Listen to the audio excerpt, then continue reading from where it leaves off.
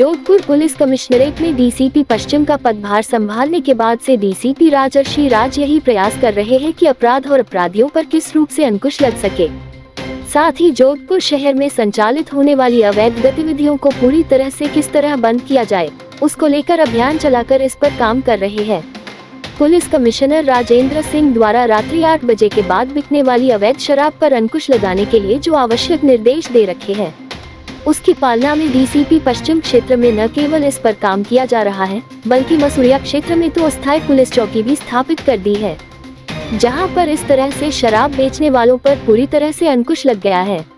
8 बजे के बाद शराब की दुकानें ना खुली हो, इस पर हमारा स्पेशल ध्यान रहता है। इसके लिए हमने ऐसे ठेके चिन्हित किए हैं जहाँ से रेगुलर कंप्लेंट्स आते हैं। ऐसे कुछ स्पेसिफिक ठेके हैं जहाँ पर 8 बजे के बाद बिकने के ज्यादा कंप्लेंट्स आते हैं। वहाँ पर हमने सादा वस्तुओं में अपना जाब्ता भी लगाया हुआ है और जैसे जैसे हमारे पास सूचना आती है हम रेगुलर कार्रवाई करते हैं। साथ ही साथ मेरी तरफ से जिला आबकारी अधिकारी को भी लिखा गया है इस विषय में।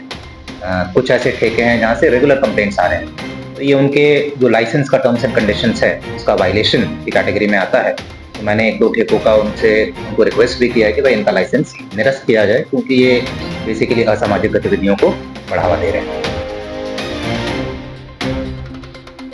दिवाली का त्योहार खुशियों का त्योहार है।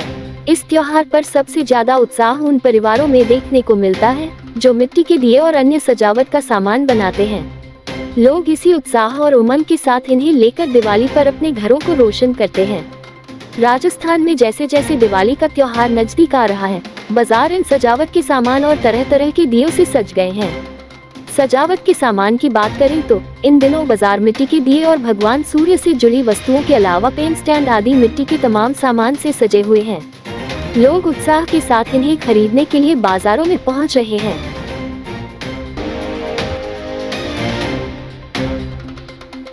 जोधपुर पुलिस कमिश्नरेट के यातायात पुलिस एवं मैप माई इंडिया के बीच एमओयू साइन हुआ, जिसके तहत यातायात पुलिस द्वारा मैप माई इंडिया को ट्रैफिक संबंधी सूचनाओं का आदान प्रदान किया जाएगा। सरदार पटेल सभागार में आयोजित समारोह में डीसीपी मुख्यालय राजर्षि एवं कंपनी के प्रतिनिधियों ने एमओयू पर साइन किया।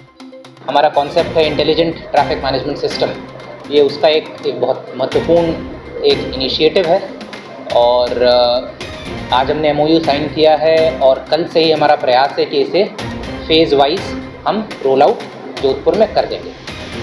मैं आशा करता हूँ कि इस इनिशिएटिव से जो जोधपुर की ट्रैफिक व्यवस्था है वो और सुचारू रूप से और प्रभावी तरीके से हम चला पाएंगे। गाय Khadija youth of nursing science के विद्यार्थी हैं। हमने सत्र 2022-2023 में कोर्ट शीट के द्वारा आवेदन अनुसार कॉलेज में प्रवेश लिया था। कॉलेज वालों ने यहाँ था कि एडमिशन निश्चित हो जाएगा। उसके बाद हमारे एनरोलमेंट नामाकरण नहीं होने के बावजूद भी हमें कॉलेज बुलाते रहे और कहते रहे कि आपका एनरोलमेंट नामाकरण हो जाएगा।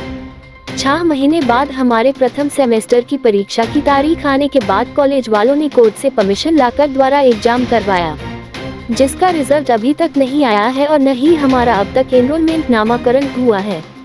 हमारे सेकेंड सेमेस्टर की परीक्षा भी समाप्त हो गई है। सही 2023 से हमारी सीट को लेकर केस चल रहा है कोर्ट में, लेकिन हमें लगातार तारीख पर तारीख दे रहे हैं और न ही RUHS कुछ कर रही है। इन सब के बीच हम विद्यार्थियों की पढ़ाई डिस्टर्ब खराब हो रही है।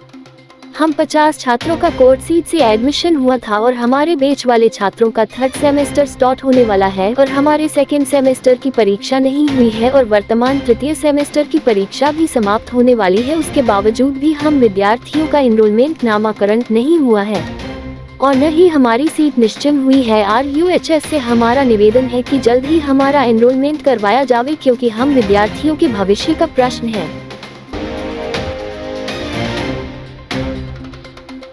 रोडवेज एम्प्लॉय यूनियन के पदाधिकारी की बैठक आयोजित की गई, जिसमें मुख्य रूप से दीपावली से पूर्व बोनस के भुगतान करने की मांग की है। यूनियन के पदाधिकारियों ने बताया कि राजस्थान सरकार पिछले लंबे समय से नई बसों की खरीद करने, रिक्त पदों पर भर्ती करने का आश्वासन दे रही है, लेकिन अभी तक न तो नई बसों की खरीद की है और न ही इन रिक्त पदों पर भर्तियां हुई है, जिससे विभाग में कर्मचारियों की लगातार कमी बनी हुई है। वहीं आगामी दीपावली के त्योहार के मद्देनजर कर्मचारियों ने दीपावली से पूर्व बोनस देने की मांग की है, ताकि सभी कर्मचारी उत्साह के साथ त्योहार मना सके। ये थे आज के मुख्य समाचार। विस्तार से जानने के लिए पढ़ते रहिए दैनिक नवज्योति। दैनिक नवज्योति के YouTube चैनल को सब्सक्राइब करें और ताज़ा अपडेट के लिए बेल आइकॉन दबाएं।